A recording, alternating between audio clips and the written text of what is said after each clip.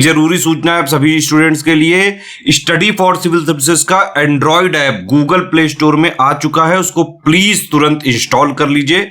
और अगर आप स्टडी फॉर सिविल सर्विसेज के सिर्फ ऐप से कोई भी कोर्स, कोई भी पीडीएफ परचेज करते हैं तो उसमें अप्लाई कूपन, अगर आप ज्ञान सर जो है आप उसमें अप्लाई करते हैं, ये कूपन कोड है, तो उसमें 20% फीस तुरंत माफ हो जाएगी, मतलब 20% डिस्काउंट तुरंत उसमें लग जाएगा। ज्ञान सर लिखना है, नॉर्मली ज्ञान सर स्मॉल लेटर में है सब कुछ, कोई स्पेस नहीं, कोई कॉलम नहीं, सिर्फ ज्ञान सर, GYANSIR। इस तरह से अगर कूपन कोड लगाते हैं आप ऐप में बाई करने से पहले, जो अप्लाई कूपन वाले में आता है, तो 20% का डिस्काउंट तुरंत मिलेगा। वीडियो देखिए। दोस्तों नमस्कार, स्टडी फॉर सिविल सर्विसेज में आप सभी का स्वागत है। यूपीपीएससी के द्वारा जो RO का एग्जामिनेशन री एग्ज़ाम शेड्यूल्ड हुआ है दिसंबर के महीने में, आपका नया कैलेंडर आया है, उसमें डेट दी गई है, ठीक है। तो री एग्ज़ाम होगा, इसके लिए आप फिर से प्रिपेयर कर रहे होंगे, ठीक है। उसी क्रम में हमारी ये सीरीज़ काफ़ी इफेक्टिव है, इसको प्लीज़ फॉलो कीजिएगा एग्जामिनेशन तक। हम ये सीरीज़ कंटिन्यू करेंगे। काफ़ी एक्सपेक्टेड क्वेश्चन होते हैं। जो लास्ट एग्जाम अभी फरवरी में हुआ था उसमें भी कई सारे क्वेश्चन सीधे सीधे यहाँ से आपको देखने को मिले थे, ठीक है। तो इसलिए इसका महत्वपूर्ण जो है योगदान हो सकता है आपके एग्जामिनेशन में, फॉलो कीजिएगा। स्टार्ट करेंगे। आज के फर्स्ट क्वेश्चन में आपसे पूछा गया है कि कौन सा लोक नृत्य हरियाणा में पुरुषों के द्वारा किया जाता है। तो जैसे अपने स्टेट उत्तर प्रदेश की चीज़ें तो पूछी जाती हैं, परंतु कई बार अन्य स्टेट्स की भी जो फेमस चीज़ें पूछ ली जाती हैं।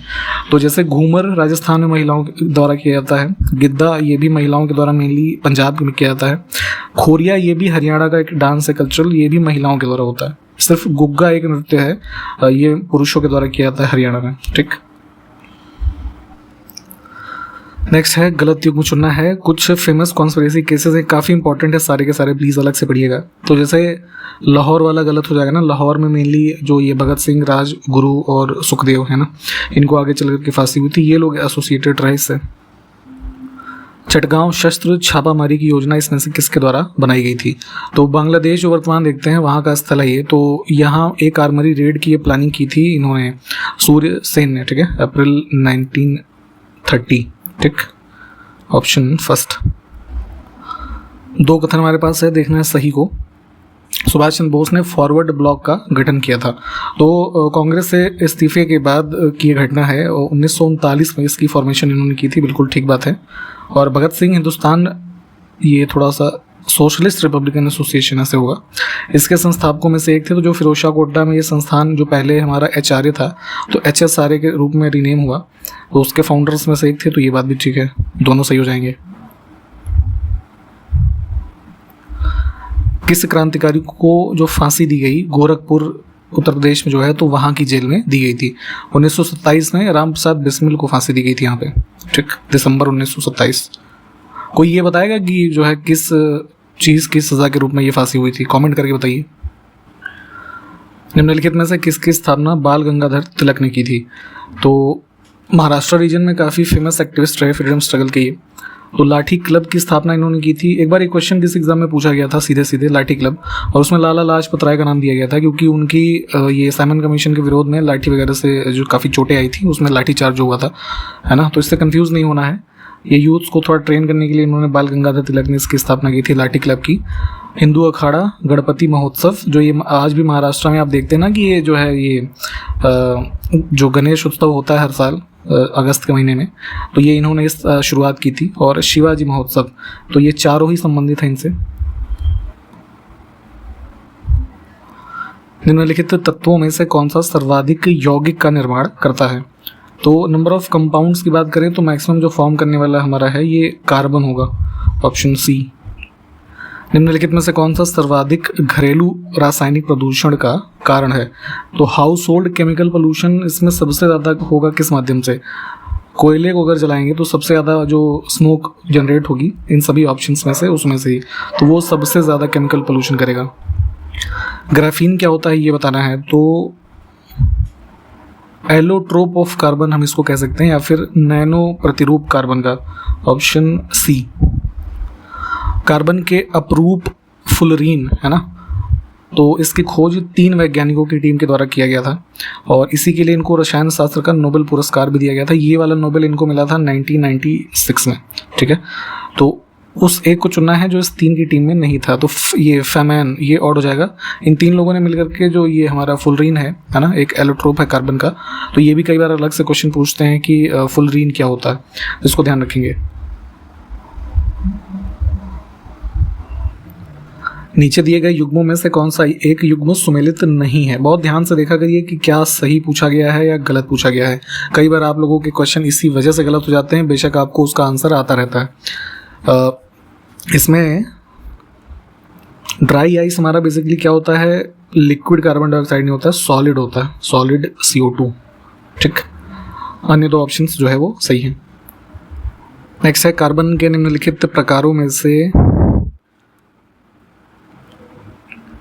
थोड़ा सा करेक्शन करेंगे, कार्बन नहीं कोयला होगा ना, ये कोयले के एग्जांपल सही है। ठीक है, कोल, तो कोल के जितने भी टाइप्स हैं किसमें सबसे अधिक मात्रा में कार्बन की मात्रा होती है? ठीक है, तो सबसे अच्छा कोयला माना जाता है एंथ्रासाइट। इसमें ही कार्बन की मात्रा जो है करीब 85 to 90% के से भी ज़्यादा जो है पाई जाती है। ठीक है, तो ये हो जाएगा। इसके बाद अगर हम बात करें तो फिर बिटुमिनस होता है, फिर जैसे ये लिग्नाइट हो जाएगा, फिर है ना सबसे लास्ट में पीट होता है। इस प्रकार से ये कुछ इनका क्रम है। निम्नलिखित में से कौन सा रवा या जो जिसको हम क्रिस्टल कह सकते हैं इसकी श्रेणी में आता है? तो क्रिस्टल जिनमें कार्बन की मात्रा हम देख पाएंगे तो डायमंड, क्वार्ट्ज, ग्रेफाइट ये हो जाएंगे। सल्फर ऑड हो जाएगा, सल्फर कैटेगरी में नहीं आएगा इसमें। 134।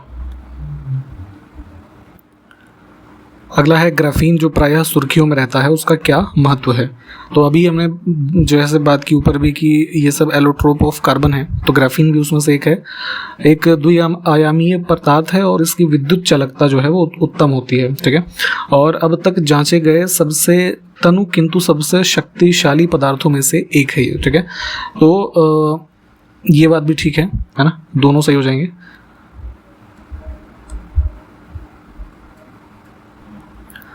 कुछ कथन हमारे पास हैं, उसमें से कौन सा सही है? तो देखिए, इसमें कैल्शियम सल्फेट की उपस्थिति जल को कठोर बना देती है, जैसे ये पानी पीने लायक नहीं होता, हार्ड वाटर की कैटेगरी में आ जाएगा, है ना। तो ये कथन हमारा ठीक है ना। वायु का मुख्य घटक ऑक्सीजन है, तो ये गलत है। देखेंगे नाइट्रोजन जैसे हमारी मात्रा सबसे ज़्यादा है। वनस्पति घी के निर्माण में प्रयुक्त होती है नाइट्रोजन, लिखा है, ये गलत है, इसमें हाइड्रोजन का यूज़ होता है। नेक्स्ट है भारी मशीनों के उपयोग के लिए स्नेहक कौन सा है? लुब्रिकेशन की ज़रूरत होती है। हैवी जो मशीन्स होती हैं तो उसमें जो पार्ट्स होते हैं आपस में चूँकि है ना एक दूसरे से मिल करके चलते हैं, उनके बीच में फ्रिक्शन वगैरह भी हो सकता है। तो लुब्रिकेशन उसमें मेनली जैसे सबसे सामान्य तौर पे यूज़ करते हैं ऑयल, फिर जैसे ग्रीस यूज़ कर लेते हैं, है ना। और यहाँ पे अगर हैवी मशीन्स की बात करें तो इसमें ग्रेफाइट का यूज़ होता है। निम्नलिखित अधातुओं में से कौन सा एक विद्युत का मंद चालक नहीं है? पुअर कंडक्टर ऑफ इलेक्ट्रिसिटी, इसमें सल्फर, ब्रोमीन, फास्फोरस ये सारे ही हैं, लेकिन सेलेनियम नहीं होगा।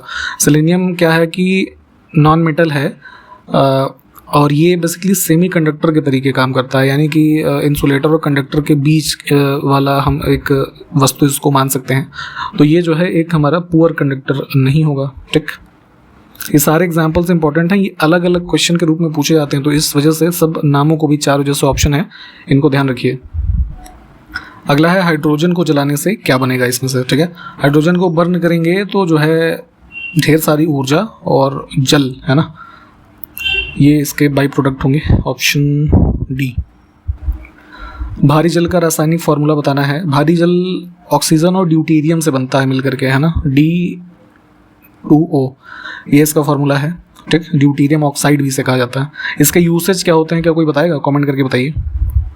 नेक्स्ट है खारे पानी को शुद्ध पानी में परिवर्तित करने की प्रक्रिया को क्या कहते हैं? हमारे आपके घरों में जो RO हम लगाते हैं ना, रिवर्स ऑस्मोसिस। ठीक, तो यही प्रक्रिया है।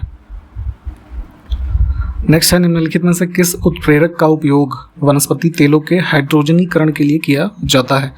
तो कमर्शियल लेवल पे जो वेजिटेबल ऑयल है, जैसे डालडा घी वगैरह जो पहले काफ़ी यूज़ होता था, आजकल तो काफ़ी कम हो गया है। ठीक है, तो उसके बनाने में जो है ये कैटलिस्ट के रूप में जो यूज़ होता है उसको निकल, है ना, इसको ध्यान रखिएगा, अक्सर ये कई बार पूछा गया है। ठीक, तो ये कैटलिस्ट यूज़ होता है, तो ऑयल जो ये होता है वनस्पति ऑयल, है ना, उसको ऑक्सीडेशन के लिए और स्टेबल बनाता है। प्रथम महायुद्ध यानी जो वर्ल्ड वॉर था फर्स्ट, है ना, 1914 ऑनवर्ड्स, तो इसके दौरान कहाँ पर भारत की एक अनंतिम सरकार बनी थी जिसके प्रेसिडेंट राजा महेंद्र प्रताप थे? तो अफगानिस्तान जो वर्तमान है, यहाँ पर एक इनके सहयोगी थे महेंद्र प्रताप के, ये बरकतुल्ला, इनके साथ मिलकर के जो है अस्थायी सरकार का निर्माण 1915 में किया गया था। हाँ, ये देखिए काबुल में। भारत में न्यायिक समीक्षा की शक्ति का आनंद किसके द्वारा लिया जाता है? तो जुडिशियल रिव्यू है ना, जुडिशियल रिव्यू करने की शक्ति जो है सुप्रीम कोर्ट के पास है और हाई कोर्ट्स के पास है, डिस्ट्रिक्ट कोर्ट के पास नहीं है। भारतीय संविधान में न्यायिक समीक्षा इसमें से किस सिद्धांत पर आधारित है? ये तीनों ही कॉन्सेप्ट अपने आप में इंपॉर्टेंट हैं, इसको प्लीज़ अलग से पढ़िएगा। जैसे इंडियन कॉन्स्टिट्यूशन के एज पर आर्टिकल 21 जो ये जुडिशियल रिव्यू है ना, तो ये बेस्ड है हमारा प्रोसीजर एस्टेब्लिश्ड बाय लॉ के तहत। इसमें क्या होता है, जैसे कि अगर हम इंडियन उसमें कॉन्टेक्स्ट में देखें तो जो भी जैसे सरकार, मान लीजिए केंद्र सरकार की हम बात करें, उन्होंने कोई लॉ बनाया, ठीक है, या कोई ऑर्डर जो है उसको इनेक्ट किया, तो उसको वायलेशन ऑफ कॉन्स्टिट्यूशन के बेसिस पे इलीगल करा दिया जा सकता है, अनकॉन्स्टिट्यूशनल या फिर इनवैलिड, है ना। ये सब प्रोसीजर एस्टेब्लिश्ड बाय लॉ के तहत किया जा सकता है। कम से कम due process of law, procedure established by law और रूल ऑफ लॉ, है ना, एक थे एवी डाइसी, ठीक है। तो ये सब चीज़ें थोड़ा पढ़िएगा। संविधान की व्याख्या करने का अंतिम अधिकार किसके पास है इसमें से? तो भारत में कॉन्स्टिट्यूशन को इंटरप्रिटेशन का सबसे लास्ट जो राइट है सुप्रीम कोर्ट ऑफ इंडिया के पास। सर्वोच्च न्यायालय या भारत का क्षेत्राधिकार, है ना, किसके द्वारा बढ़ाया जा सकता है? स्टेटमेंट में थोड़ा सा करेक्शन है, यहाँ पे ऑफ होना चाहिए था, है ना। तो ये होता कि भारत के सर्वोच्च न्यायालय का क्षेत्राधिकार किसके द्वारा बढ़ाया जा सकता है, ठीक है। तो यहाँ पे सुप्रीम कोर्ट के जुरिस्डिक्शन को अगर बढ़ाना है तो संसद कानून बना के ऐसा कर सकती है। सार्वजनिक क्षेत्र के उपक्रमों से सरकार को प्राप्त लाभांश इसमें से किसके उदाहरण है? तो देखिए, टैक्सेस से हट करके जो अन्य सोर्सेस से गवर्नमेंट को इनकम होती है वो आएगी नॉन टैक्स रेवेन्यू में। तो पीएसयू वगैरह से जो डिविडेंड आ रहा है ये भी इसमें तो आएगा, non tax receipts, option B. निम्नलिखित में से किस नियम के अनुसार प्रेरित विद्युत वाहक बल का परिमाण चुंबकीय फ्लक्स में समय के साथ होने वाले परिवर्तन की दर के बराबर होता है? ये फैराडे के लॉ का डेफिनेशन है, ऑप्शन बी। कई बार इस तरह की चीज़ें भी डेफिनेशन भी पूछी जाती हैं, तो थोड़ा इसको देखना ज़रूरी है। फार्मूला वगैरह चाहे तो एक बार देखिएगा। नेक्स्ट है सिंहस्थ मेला उज्जैन में किस नदी के तट पर आयोजित किया जाता है? तो महाकालेश्वर ज्योतिर्लिंग जो है उनके एक तरीके से सम्मान में ये मेला आयोजित होता है, क्षिप्रा नदी जो है इसके बैंक्स पे।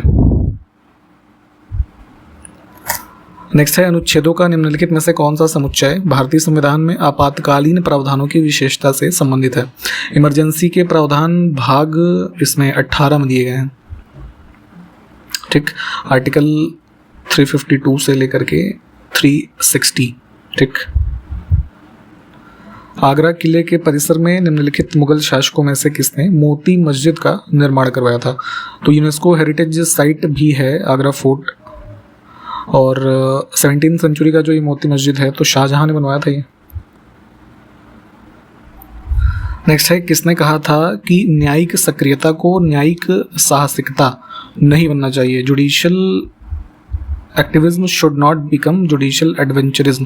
तो ये हमारे 29th chief justice of India थे, जस्टिस A.S. आनंद, ठीक, इनका स्टेटमेंट है। इस तरह के स्टेटमेंट्स अक्सर पूछे जाते हैं। बेसिकली इसमें जो है ये जुडिशियल एक्टिविज्म से आपको पता होना चाहिए क्या मतलब है, कि जैसे जो भी हमारे जुडिशियल संस्थान है, खास करके सुप्रीम कोर्ट और हाई कोर्ट्स, तो ये जो है मतलब सिटीजन्स के जो ये है राइट्स को प्रोटेक्ट करने के लिए, है ना, कुछ विशेष मुद्दों पे जो अपना रोल प्ले करते हैं, है ना, जैसे कुछ सुओ मोटो कॉग्निजेंस लेते हैं कुछ मामलों में, या PILs वगैरह पे काफ़ी अच्छे जो डिसीजन देते हैं। तो उसी को कहा था कि कुछ मामलों में ये चीज़ें, है ना, एडवेंचरिज्म के रूप में कुछ जस्टिसेस आगे बढ़ जाते हैं, तो ये सब चीज़ें अवॉइड की जानी चाहिए। अब हमारे पास 2 स्टेटमेंट है ना, कथन और कारण करके, तो उसके बारे में कौन सा सही विकल्प है देखते हैं।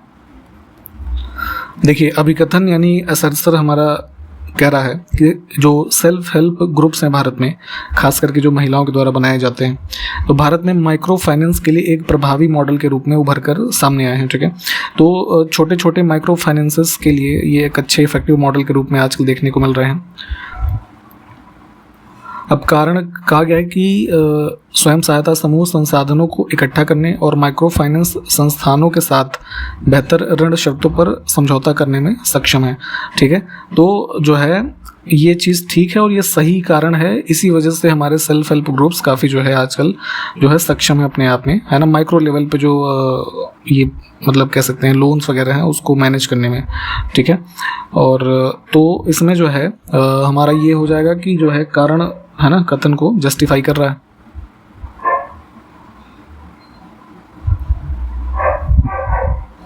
ठीक, ये सी ऑप्शन हमारा सही होगा।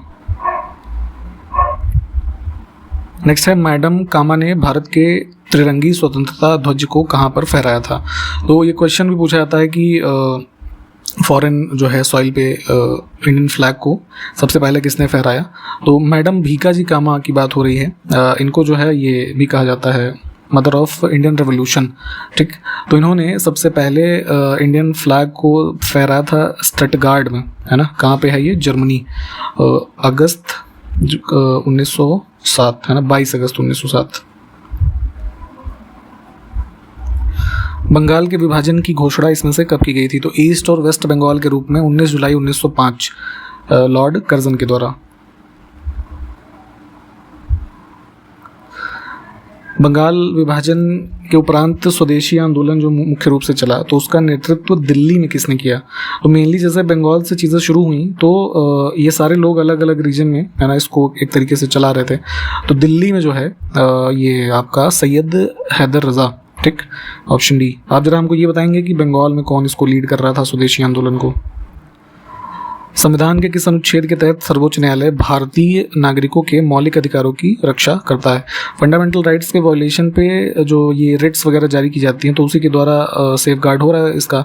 तो सुप्रीम कोर्ट ये करता है आर्टिकल 32 के तहत, है ना। 5 प्रकार के रिट्स इशू की जाती हैं, कौन कौन सी, हैबियस कॉर्पस, मैंडेमस, सर्शियोरारी, प्रोहिबिशन और क्यो वारंटो। इन 5 को प्लीज़ अलग से पढ़िएगा, ये पूछी जाती हैं चीज़ें। ठीक, और सेम यही काम किया जाता है हाई कोर्ट्स के द्वारा रेस्पेक्टिव स्टेट के लिए, वो आर्टिकल 226 के अंतर्गत। सर्वोच्च न्यायालय का न्यायाधीश बनने के लिए किसी व्यक्ति को कम से कम कितने वर्षों तक उच्च न्यायालय में वकील रहना चाहिए। तो ये जो कैटेगरीज ऑफ क्वालिफिकेशन होती हैं उसमें से एक ये है कि वो व्यक्ति कम से कम 10 वर्षों तक, है ना, किसी उसमें हाई कोर्ट में वकील रह चुका हो। ठीक, तो वो एलिजिबल होगा जज ऑफ सुप्रीम कोर्ट बनने के लिए। भारत में किसी भी मामले को कहीं भी स्थानांतरित करने का अधिकार किसको है। तो transfer of case anywhere obvious सी बात है, सबसे बड़ी कोर्ट जो होगी वही कर सकती है, तो supreme court of India. Bharat में संविधान की मूल संरचना सिद्धांत का स्रोत, बेसिक स्ट्रक्चर की थियरी या डॉक्ट्रिन जो बताई गई, मेनली जैसे ये केशवानंद भारती केस पढ़िएगा 1973 वाला। ठीक, तो जुडिशियल इंटरप्रिटेशन से ही ये हमारा बेसिक स्ट्रक्चर की थियरी सुप्रीम कोर्ट के द्वारा बताई गई। सर्वोच्च न्यायालय के निर्णय के संबंध में निम्नलिखित में से कौन सा कथन सही है। तो कोई भी अगर जजमेंट सुप्रीम कोर्ट ने दिया है तो उसके पास अधिकार है कि वो जजमेंट को बदल भी सकता है ना। ऐसा ये नहीं है कि सिर्फ एक ही बार जजमेंट आ गया तो वही अंतिम होगा। पास्ट में ऐसे कई सारे एग्जाम्पल्स हो चुके हैं, तो उसको भी चाहें तो एक बार देखिएगा। भारत के सर्वोच्च न्यायालय की सलाहकारी शक्तियों का तात्पर्य यह है कि वह ऐसा क्या करे। तो एडवाइजरी जुरिस्डिक्शन का प्रोविज़न है सुप्रीम कोर्ट के रेफरेंस में कॉन्स्टिट्यूशन में आर्टिकल 143 के तहत। तो उसमें अगर किसी लॉ के मैटर पे अगर प्रेसिडेंट चाहें तो वो सलाह ले सकते हैं, तो उसी पे, है ना, सार्वजनिक महत्व के कानून या तथ्य के मुद्दों पर राष्ट्रपति को सुप्रीम कोर्ट जो है वो सलाह दे सकता है। ठीक, तो ऑप्शन फर्स्ट करेक्ट है और यहाँ पे हमने इस वीडियो को भी कंप्लीट किया है। सारे क्वेश्चंस प्लीज़ आप देखें, जो क्वेश्चंस पूछे गए हैं उसको कमेंट करके भी बताना है आपको। और अभी भी आपके पास इनफ टाइम है, आप अपनी तैयारी बिल्कुल शुरू से सिलेक्शन तक ही करना चाहें तो हमारे पेड ग्रुप्स वगैरह से जुड़ सकते हैं। फुल पेड ग्रुप्स स्टार्ट हैं हमारे रिसेंट में, आप उसमें एडमिशन ले सकते हैं। या टेस्ट सीरीज में पार्टिसिपेट करना चाहें या पेड क्विज में पार्टिसिपेट करना चाहें, ठीक है, क्योंकि प्रैक्टिस बहुत ज़रूरी है। इन सभी चीज़ों का लाभ लेने के लिए इस वीडियो के डिस्क्रिप्शन बॉक्स में हमारी कॉन्टैक्ट डिटेल है, 3 मोबाइल नंबर होंगे, आप उस पर कॉल या व्हाट्सएप करके एडमिशन ले सकते हैं, ठीक है। तो मिलते हैं फिर इसके आगे से जो क्वेश्चंस हैं उसको अगले वीडियो में देखेंगे। तब तक के लिए नमस्कार, जय हिंद।